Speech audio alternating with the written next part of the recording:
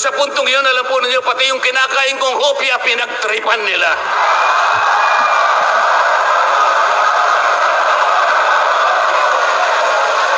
Ang Iglesia ni Cristo ay hindi po laban sa impeachment, sapagkat ang impeachment ay itinatadhana sa saligang batas. Ngunit, kung ang paraan ng pagsasagawa nito ay wala sa batas at wala sa tuntunin, ito na naman ay pagmumulan ng kaguluhan, pagmumulan na naman ng pagkakabahabahagi ng ating bansa. Ito po ang gusto nating iwasan. Ito po ang gusto nating iwasan. Iniimbestiga nila po yung confidential funds. Ang tanong ko po, Mr. Chairman, mahigit pong 400 opisina at ahensya ng ating pamahalaan ang tumatanggap ng confidential funds. At sila din ay natatawagan ng pansin ng Commission on Audit.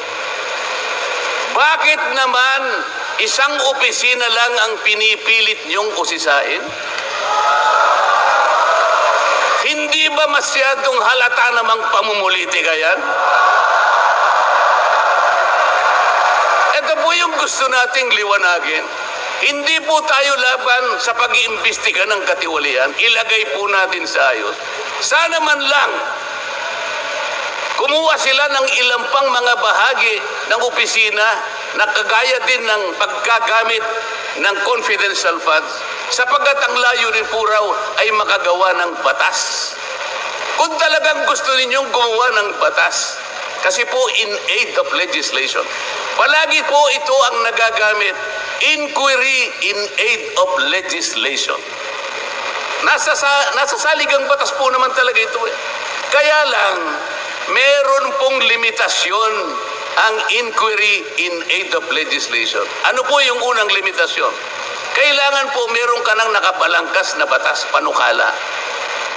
Hindi mo lang makumple-kumpleto sapagkat nag-aatubili ka, baka merong impact ito sa ibang sektor. Kaya tatawag ka ng mga tao na makatutulong sa'yo para sa ganun makumpleto mo ang iniisip mong panukalang batas.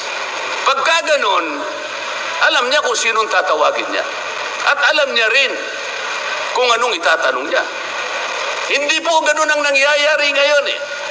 Dahil nga wala na pong rule of law, basta na lang sila tatawag ng kahit sino sapagkat hindi naman po talaga ang layunin ay gumawa ng batas kung hindi usigin ang taong gusto nilang usigin.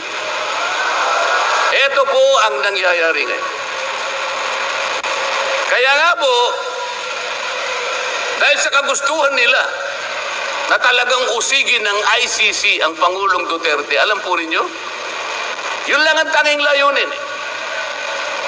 Sa 13 pagdinig ng Quadcom, 13, nakapaggawa lang sila ng isang batas na kahit siguro po high school graduate pagtatawanan niya yung kanilang panukalang batas. Bakit po? Yung definition na definition lamang po ng extrajudicial killing ay talaga pong matatawa ka na. Tayo ko na pong babain yun.